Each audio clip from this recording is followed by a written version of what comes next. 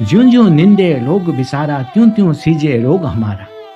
मतलब जैसे जैसे लोग हमारी निंदा करते हैं ना, हमारी नेगेटिविटी दूर होती है, हमारा रोग ठीक होता है। और ये आपके जीवन का वो सच है जिसे आपने समझ लिया ना, तो आप कभी भी किसी की निंदा नहीं करोगे। एक समय की बात है, एक विशाल नगरी का एक राजा था। धन, वैभव, शक्ति सब कुछ था उसके पास में।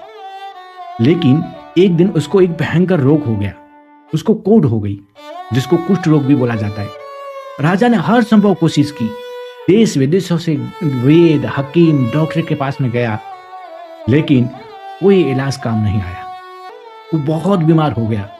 एक दिन उसके जीवन में एक महापुरुष आया, एक ऐसा गुरु जो सिर्फ शरीर ही नहीं बल्कि ऊर्जा को भी देख सकता था। राजा ने उनके शरणों में जाकर के कहा, हे गुरुदेव, मुझे बचा लो। मेरे पास में सब कुछ है, लेकिन मेरा ये रोग खत्म नहीं हो रहा, मेरा ये रोग जा नहीं रहा है। गुरुजी कुछ पल शांत रहे और फिर बोले, हे राजन, ये जो रोग है ये शरीर का रोग नहीं है, ये आपके कर्मों का परिणाम है। राजा बोले, तो क्या इसका कोई उपाय नहीं है गुरुजी? गुरुजी बोले, हे राजन, उपाय तो है, लेकिन इतना आसान नहीं है।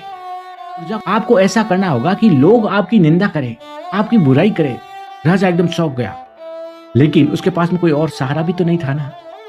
अगले दिन राजा ने एक अजीब निर्णय लिया।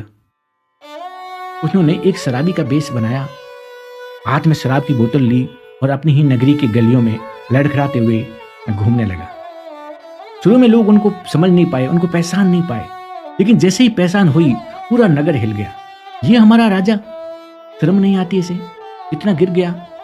लोग उसकी निंदा करने लगे, गालियां देने लगे, बुराई करने लगे, और ये सिलसिला कई दिनों तक चलता रहा। एक दिन राजा ने पूछा, गुरुदेव, मुझे कैसे पता चलेगा कि जो लोग मेरी निंदा कर रहे हैं उसे मेरा पाप कम हो रहा है? गुरुजी मुस्कुराए और बोले कि हे राजन, आज रात आपको एक सपना आएगा जिसमें आपको एक विशाल पहाड़ दिखेगा।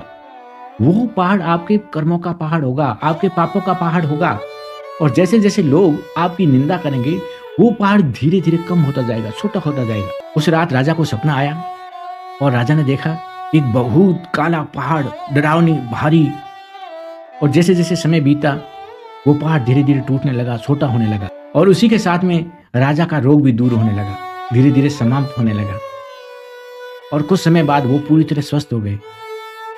और तब उसे समझ में आया, निंदा सिर्फ शब्द नहीं है, ये ऊर्जा का आदान प्रदान है। जब लोग उनकी निंदा कर रहे थे ना, तो उसकी नकारात्मक ऊर्जा और उनके पाप वो अपनी तरफ ट्रांसफर कर रहे थे।